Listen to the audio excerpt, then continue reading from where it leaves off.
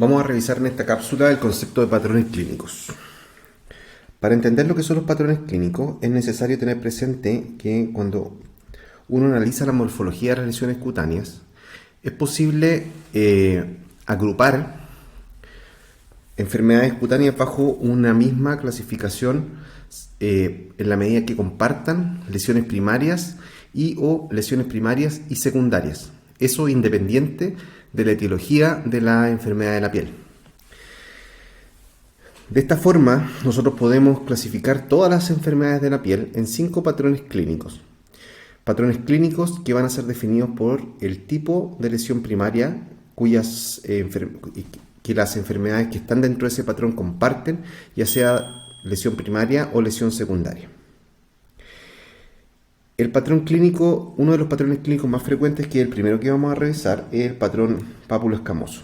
El patrón pápulo-escamoso se caracteriza por presentar lesiones primarias, a nivel de lesiones primarias por presentar lesiones de tipo pápula o placa, de techo plano o verrucosa, que tienen bordes muy bien definidos y que no son infiltrados a la palpación. Como lesión secundaria, las lesiones pápulo-escamosas, como dice el nombre, tienen descamación. Entonces, uno va a tener en el diagrama, como se muestra en este diagrama que hice acá, son lesiones de contenido epidérmico que se van a manifestar precisamente por el hecho de ser de origen epidérmico, como pápulas o placas planas, o pápulas o placas verrucosas, que van a tener descamación como hallazgo secundario. Un punto importante es que no hay que confundir el patrón clínico con el patrón histopatológico, si bien existe cierta sobreposición que vamos a revisar más adelante cuando conversemos de patrones dermatopatológicos. No es lo mismo. A nivel histopatológico, un patrón clínico pápulo-escamoso se puede manifestar o se va a ver con mayor probabilidad un patrón dermatopatológico del tipo psoriasiforme o patrón de interfase. Algunos ejemplos clínicos frecuentes de patrones pápulo-escamosos. En este caso tenemos las lesiones que corresponden a una psoriasis, donde vemos que es pápulo-escamoso en la medida que tiene pápulas, ¿cierto? Que tiene placas más grandes y que tiene descamación como hallazgo principal. Otra patología frecuente en el patrón pápulo-escamoso es la micosis fungoide, donde tenemos pápulas y placas, en ambos casos, tanto en la psoriasis como en la micosis fungoide, pápulas y placas de borde bien definido, con descamación fina en el caso de la micosis fungoide. Este es el caso de un líquen plano, donde tenemos pápulas y placas que son escamosas, ¿cierto? De borde muy bien definido. Y acá tenemos un paciente con una sífilis secundaria, donde lo que tenemos son pápulas y placas, en este caso son solamente pápulas, escamosas. ¿Ya? Vemos entonces que estas son 4 enfermedades que corresponden etiológicamente a patologías muy distintas. Tenemos una patología inflamatoria como la psoriasis, que es pápulo-escamoso como patrón, una patología neoplásica como el micosis fungoide, pero que es pápulo-escamosa como patrón clínico, otra patología inflamatoria como el líquen plano, que es pápulo-escamosa y es inflamatoria como etiología, y una patología infecciosa como la sífilis, que se va a manifestar como un patrón pápulo-escamoso. El segundo patrón que vamos a revisar es el patrón eczematoso. El patrón eczematoso, al igual que las lesiones pápulo-escamosas, son lesiones que son de contenido epidérmico, o sea, son lesiones que surgen en la epidermis. La lesión primaria puede ser, va a depender de la etapa del patrón de eczema que estemos viendo. Este es el único patrón clínico, me estoy refiriendo al patrón eczematoso, cuyas lesiones primarias van a variar según la etapa en la que estamos viendo, si corresponde a una patología de evolución aguda, de evolución subaguda o de evolución crónica. De modo general, las lesiones primarias de un patrón de eczematoso van a ser pápulas y placas también de techo plano, por el hecho de que son de origen epidérmico, pero los bordes ya no van a ser bien definidos como si son en las patologías pápulo-escamosas, y también van a ser no infiltradas a la palpación. Vamos a tener como lesión primaria vesículas y bulas de origen epidérmico por espongiosis, ¿cierto? En el caso de las patologías eczematosas agudas, y vamos a tener pápulas y placas de techo plano en el caso de las patologías eczematosas más bien subagudas y crónicas. Los cambios secundarios, o sea, las lesiones secundarias que van a aparecer en este patrón eczematoso, van a depender también de la etapa de la enfermedad, de la etapa de la patología eczematosa. En lesiones agudas vamos a tener costras, aparte de las vesículas, que son lesiones primarias. En las patologías de corte subagudo eso habitualmente después de 2 semanas, vamos a tener la presencia de descamación. Esta descamación se condice histopatológicamente con un fenómeno que se llama paraqueratosis. Y ya en las etapas crónicas vamos a tener a nivel histopatológico acantosis, que se va a manifestar clínicamente con lichenificación, que como vimos anteriormente en otras cápsulas corresponde a la acentuación de las líneas de la piel. Entonces tenemos que el patrón eczematoso, las lesiones primarias y secundarias van a depender del patrón de la evolución de la enfermedad, que histopatológicamente van a tener un patrón inflamatorio de tipo espongiótico habitualmente, pero no solo esto, digamos, va a depender también el patrón que va a tener, va a depender de la cronicidad de la enfermedad, puede tener un patrón psoriasiforme en caso de la dermatitis subaguda, etcétera. Eso lo vamos a revisar después cuando veamos los patrones inflamatorios. Acá tenemos algunas imágenes clínicas. Tenemos una dermatitis aguda, donde en estas zonas de acá es imposible, en la parte más arriba de esta placa, ¿cierto? Donde tenemos formación de vesículas o microvesículas con descamación, con costra. Estamos hablando entonces de una patología eczematosa aguda, donde los bordes no son bien delimitados, a diferencia de lo que veíamos en el patrón pápulo-escamoso. En esta parte de acá tenemos otra dermatitis ya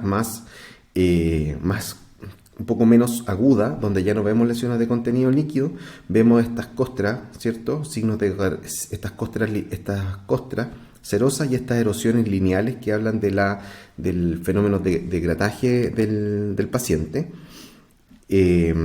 Las placas nuevamente son de bordes que no se pueden definir muy bien. Y acá ya tenemos una eczema o una dermatitis eczematosa más aguda, donde predominan las vesículas y las ampollas, en este caso, y las vesículas acá al centro. Y en esta que está acá es una dermatitis de duración probablemente más bien subaguda, puesto que tiene descamación, ¿cierto? Esta descamación va a ser una descamación paraqueratósica, o sea, va a tener paraqueratosis a la histopatología. Ese sería el segundo patrón que queríamos revisar. El tercer patrón es el patrón vesículo pustular. El patrón vesículo pustular se va a manifestar a nivel de lesión primaria por la presencia de vesículas, bulas o pústulas, va a depender del tamaño, como vimos, ¿cierto?, en la cápsula de lesiones primarias. Y las pústulas van a ser de origen folicular o no folicular. Entonces, vamos a revisar el esquema. Las vesículas y bulas de un patrón vesículo pustular pueden ser de origen epidérmico, ¿cierto? En este caso, el color azul representa el origen epidérmico, de origen subepidérmico, como la de coloración celeste, y tenemos pústulas, y las pústulas pueden ser no foliculares, pueden ser foliculares en la medida que estén centradas o no por un pelo. Conversamos en alguna cápsula anterior que las pústulas no foliculares tienden a ser de etiología inflamatoria, como la psoriasis, alguna vasculitis, reacciones medicamentosas, etc. En cambio, las lesiones pustulares asociadas a un folículo piloso, o sea, una pústula folicular, tienden a ser más de etiología infecciosa. En ambos casos, tanto vesículas como pústulas pueden ser de origen epidérmico o subepidérmico. Las ampollas epidérmicas o bulas epidérmicas tienden a ser más frágiles, entonces habitualmente duran menos de 3-4 días, y cuando el paciente se presenta con una patología que produce bulas o ampollas epidérmicas, normalmente nosotros no vamos a ver la bula, vamos a ver lo que se llaman las huellas, que las vamos a revisar en un ratito más. Las lesiones vesículo-ampollares de origen subepidérmico tienden a tener, como tienen todo el techo de la ampolla es epidermis, tienden a durar más tiempo, son más tensas, y uno tiene más posibilidades de encontrarla al examen físico de los pacientes. Las pústulas epidérmicas también son más frágiles y son más frecuentes de encontrar en la práctica clínica, y aquí están casi todas las patologías infecciosas, las pústulas asociadas a reacciones medicamentosas, dermatosis pustular subcórnea, algunas formas de los pénfigos por IgA, etc. Hay varias más. En cambio, las pústulas subepidérmicas no son tan frecuentes de ver, pero existen, y un ejemplo bien típico son las pústulas asociadas a la vasculitis, ¿cierto? Las vasculitis de vaso pequeño pueden producir también pústula como lesión primaria, y cuando se presenta ese fenómeno se tienden a ver asociadas a la vasculitis de la enfermedad de Behçet. Como comentamos someramente, en las lesiones vesículo-ampollares, uno tiende a no encontrar la vesícula y la ampolla al momento del examen físico, puesto que incluso en las lesiones subepidérmicas vesículo-ampollares tienden a durar menos de una semana. Entonces uno tiene que tener claridad en lo que se llaman las huellas de las lesiones vesículo-ampollares. Son aquellas lesiones secundarias que son las más probables de encontrar en la práctica clínica debido a la poca duración de la lesión primaria. Estas huellas son las erosiones. Cuando la patología es intraepidérmica tienden a ser erosiones redondas. Cuando las lesiones son subepidérmicas tienden a ser úlceras redondas. Y cuando las ampollaciones son subepidérmicas, en algunas patologías como la porfiria cutánea tarda o la epidermólisis bulosa, vamos a encontrar milium, cuando la lesión primaria inicial era vesículo ampollar de origen subepidérmico. Entonces, acá tenemos algunas imágenes clínicas. Vemos en esta zona que está acá ampollas probablemente de origen, vamos a agrandar un poco esto, ampollas probablemente de origen epidérmico, una enfermedad ampollar de origen probablemente epidérmico, puesto que lo que vemos son bulas muy flácidas, que es lo que se tiende a ver en estas enfermedades epidérmicas, puesto que el techo de la ampolla está constituido solamente por algunas capas de la epidermis. Pero lo que más nos va a llamar la atención van a ser las huellas. Y las huellas aquí que tenemos son de dos tipos. Tenemos esta erosión redonda, que habla de que anteriormente hubo una vesícula o una ampolla en ese sector. Y tenemos lo que se llama la descamación en collarete, en que se ven estas escamocostras en collarete. Eso significa que el borde libre de la escama mira hacia el centro de la lesión, ¿cierto? Acá tenemos una placa o una pápula, no sé qué tamaño tiene esto, pero una pápula o una placa que tiene una escama superficial, pero esta escama no está adherida completamente a la lesión primaria, sino que hacia el centro está suelta y hacia la periferia está adherida. Eso es lo que se conoce como una descamación en collarete. Y estas descamaciones en collarete, acá tenemos otra, revelan que anteriormente hubo una lesión de contenido líquido acá. Acá tenemos el ejemplo de un pénfigo foliáceo, otra enfermedad ampollar cuya ampolla es de origen epidérmico, donde no vemos la ampolla, pero sí vemos las erosiones grandes erosiones, ¿cierto?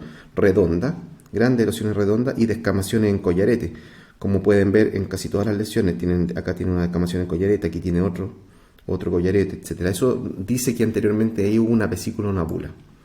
Y aquí tenemos una enfermedad ampollar clásica subepidérmica, donde vemos ampollas tensas, más frecuentemente de encontrar en enfermedades ampollares subepidérmicas, las ampollas tensas, algunas ulceraciones redondas, y tenemos acá, creo, si es que no estoy mintiendo, sí, acá tenemos algunas lesiones que se llaman quistes de milium. Son lesiones de milium que traducen que hubo una enfermedad ampollar subepidérmica. Esto es más frecuente de ver en enfermedades ampollares subepidérmicas del tipo epidermólisis bulosa o porfiria cutánea tarda. El siguiente patrón que vamos a revisar es lo que conocemos como el patrón dérmico. El patrón dérmico se caracteriza a nivel de lesión primaria por presentar pápulas o placas en forma de domo, o bien nódulos, pero que, a diferencia del patrón pápulo-escamoso y eczematoso, son infiltradas a la palpación. Suelen no tener lesión secundaria asociada. Vamos a ver que existen algunas excepciones, pero suelen no tener una lesión secundaria asociada. Acá tenemos entonces en el esquema que estas lesiones dérmicas son de contenido dérmico o subcutáneo, que no tienen cambios secundarios asociados y que están asociados a varios tipos de patrones histopatológicos que los vamos a revisar más adelante. Acá tenemos algunas fotos clínicas. Acá tenemos estas pápulas amarillentas, ¿cierto?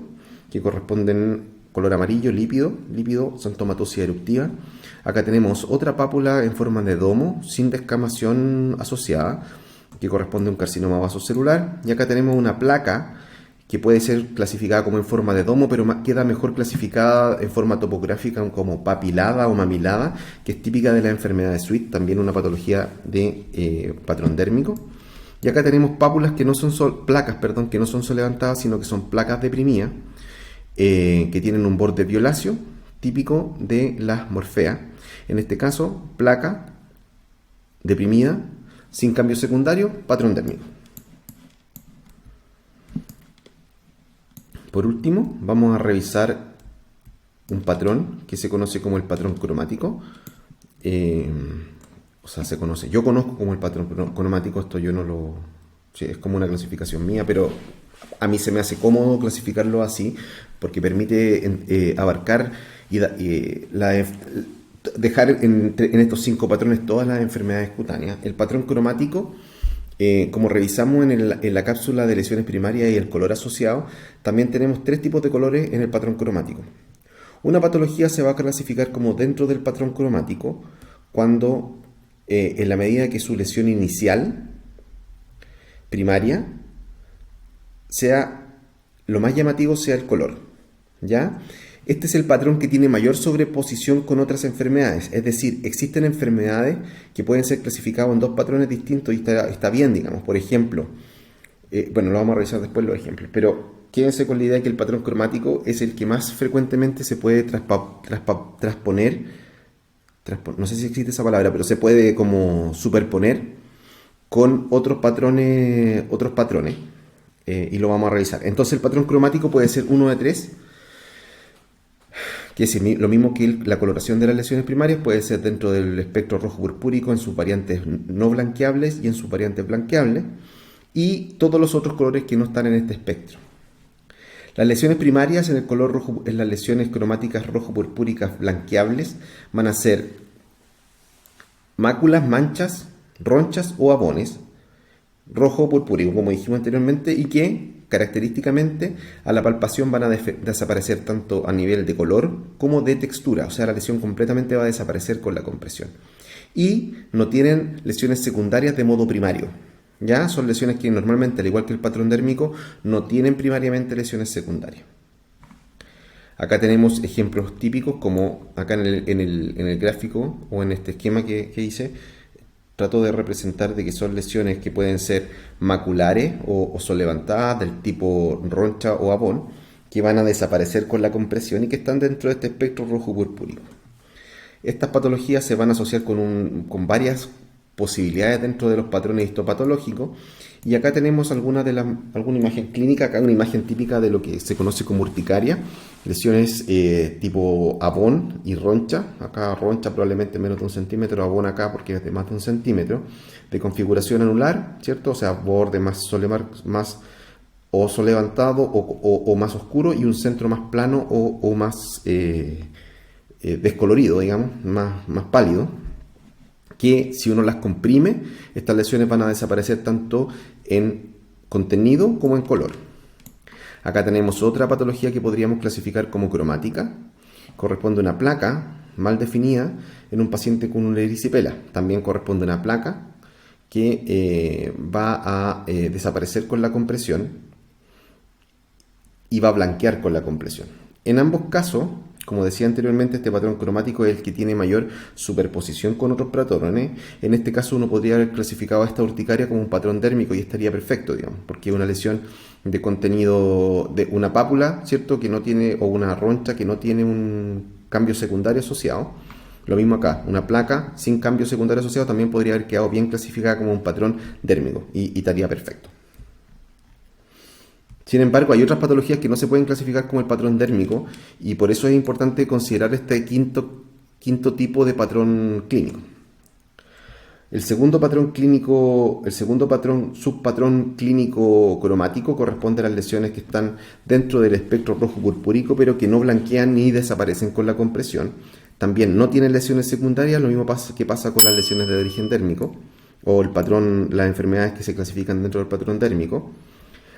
Entonces tenemos una lesión de contenido sólido que no desaparece con la compresión y que está en este rango de colores del rojo al púrpura.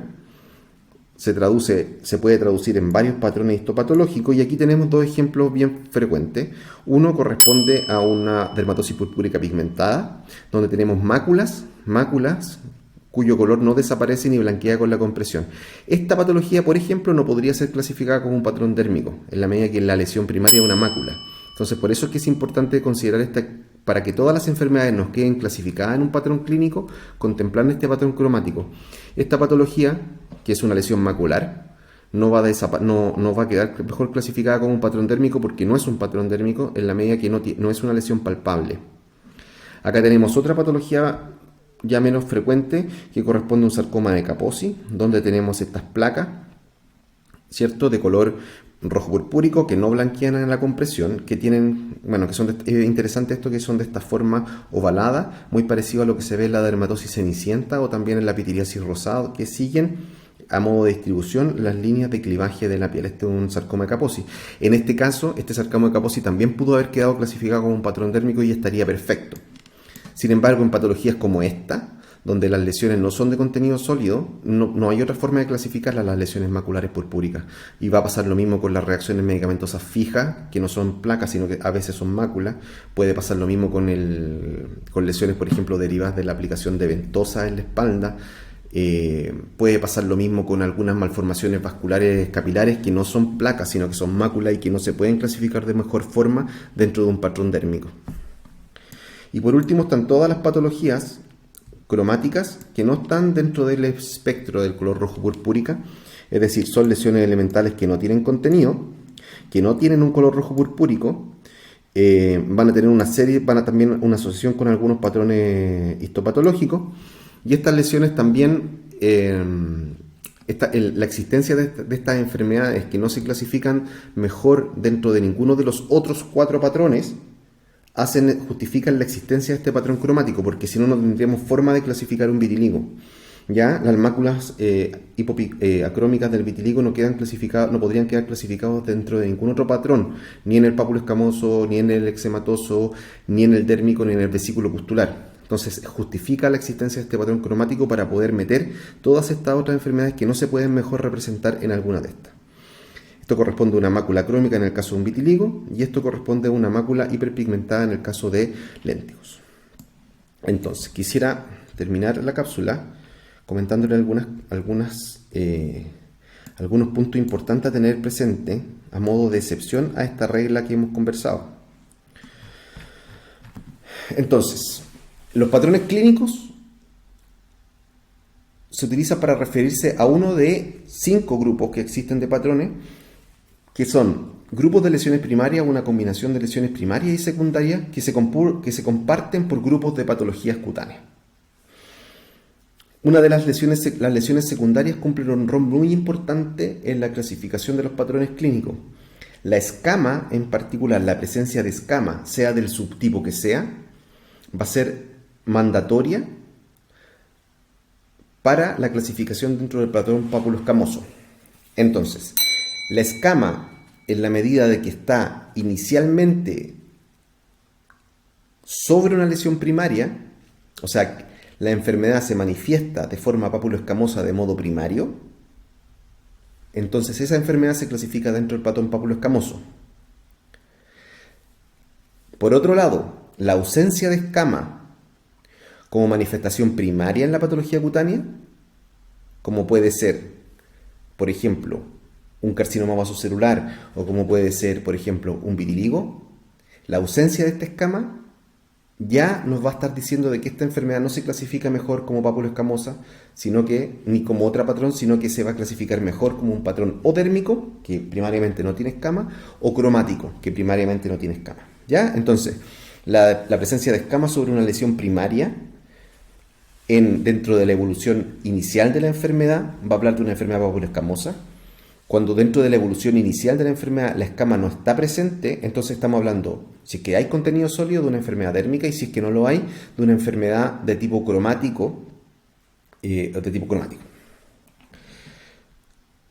Por otro lado, si bien las enfermedades pápulo-escamosas tienen primariamente pápula y placa y secundariamente escama, existen algunas enfermedades que se clasifican mejor como pápulo-escamosas que no tienen escama, que son aquellas enfermedades que llamamos enfermedades acantóticas. ¿Cuáles son estas enfermedades o ejemplos de ellas?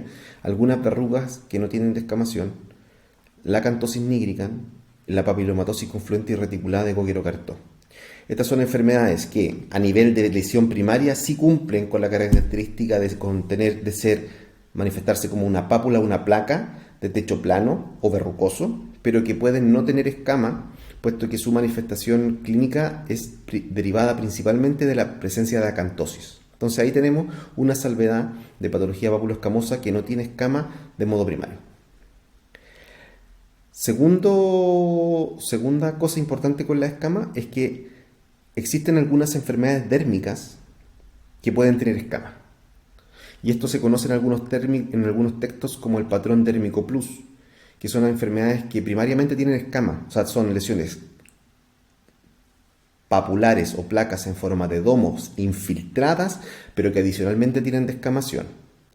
Esta descamación se produce, puesto que a nivel histopatológico tienen un fenómeno que se llama hiperplasia pseudoepiteliomatosa, que se va a manifestar con la presencia de descamación. ¿Cuáles son estas enfermedades dérmicas que pueden presentar escamas? Fundamentalmente infecciones profundas, especialmente enfermedades micóticas profundas, y también lo que se conoce como las halogenodermas.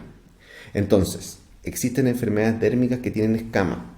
Son dérmicas, ¿por qué son dérmicas si tienen escamas? Son dérmicas porque las lesiones primarias son infiltradas y porque tienen forma de nodo, de domo, perdón. Pero tienen escamas porque desarrollan hiperplasia pseudoepiteliomatosa a nivel histopatológico, y es una excepción que es necesario tener presente. Y estas enfermedades suelen ser poco frecuentes, pero existen y se ven en patologías mediadas por infecciones fúngicas profundas, halogenoderma y algunas enfermedades como el tumor de células granulares.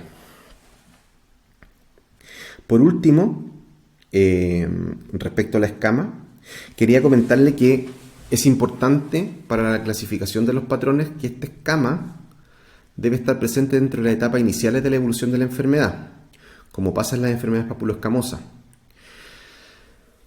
Puesto que todos los otros patrones, incluso un patrón cromático, como puede ser en el caso de una dermatosis purpúrica pigmentada, si uno lo deja a evolucionar, ya sea por resolución espontánea o por tratamiento, todas las enfermedades inflamatorias de la piel van a descamar secundariamente.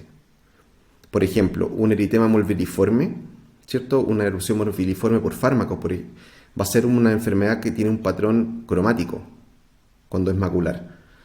Tiene un patrón cromático del espectro rojo purpúrico blanqueable, que en sus etapas iniciales no tiene escama, pero que secundariamente, ya sea por resolución espontánea o por mediación de tratamiento, la lesión va a descamar. A eso se refiere la presencia de escama de modo primario. ¿Ya? Si uno deja casi todas las enfermedades cutáneas, uno los deja a evolución espontánea o las observa después de un tratamiento, van a producir una descamación que se llama descamación exfoliativa, como vimos en el capítulo de tipos de escama, pero esa descamación no se utiliza para la clasificación del patrón. ¿Ya? Eso era un tema importante. Y lo segundo es que tener presente que las enfermedades cutáneas tienen varias manifestaciones clínicas, y cada una de las manifestaciones clínicas de una misma enfermedad cutánea se pueden presentar en patrones distintos. Y lo segundo es que existen enfermedades en las que existen patrones que se van superponiendo según la enfermedad. Por ejemplo, aquí ejemplos muy clásicos. Las dermatitis van a presentarse como un patrón eczematoso, como conversamos, ¿cierto?, en las manifestaciones agudas. Voy para atrás. Las dermatitis van a presentarse como un patrón eczematoso en las formas subagudas fundamentalmente, pero en las variantes más crónicas pueden presentarse como un patrón papuloescamoso en la medida que tienen descamación y liquenificación, y en las variantes más agudas de la dermatitis se van a presentar como un patrón vesículo-pustuloso. Existen otros ejemplos de enfermedades que son primariamente vesiculares, histopatológicamente son vesículo-ampollares, pero que clínicamente se van a presentar como un patrón papuloescamoso, como puede ser el pemfigofoliáceo que vimos fotos clínicas. Y por último está este tema con las lesiones cromáticas, que existen enfermedades, sobre todo aquellas enfermedades que no son planas, o sea, que tienen lesión primaria, que tiene contenido, que se pueden clasificar tanto dentro del patrón dérmico como dentro del patrón macular. Y esa es una excepción que hay que conocer. Yo les recomiendo que incorporen este análisis de patrones clínicos para el diagnóstico de enfermedades cutáneas, puesto que por un lado les va a permitir conceptualizar los hallazgos clínicos de las enfermedades de la piel, y segundo, les va a permitir de mucho mejor manera interpretar los informes de histopatología. Así que yo los invito a revisar bien este video, a volver a mirarlo de nuevo, a revisar los materiales de lectura y hacer el ejercicio paciente a paciente. Cuando observen lesiones pigmentadas, si esa lesión pigmentada clasifica mejor como un patrón dérmico o como un patrón cromático, cuando vean patologías inflamatorias de la piel, ver dentro de cuáles de los patrones las podemos clasificar mejor, y de esa forma vamos a ir aprendiendo mejor la dermatología.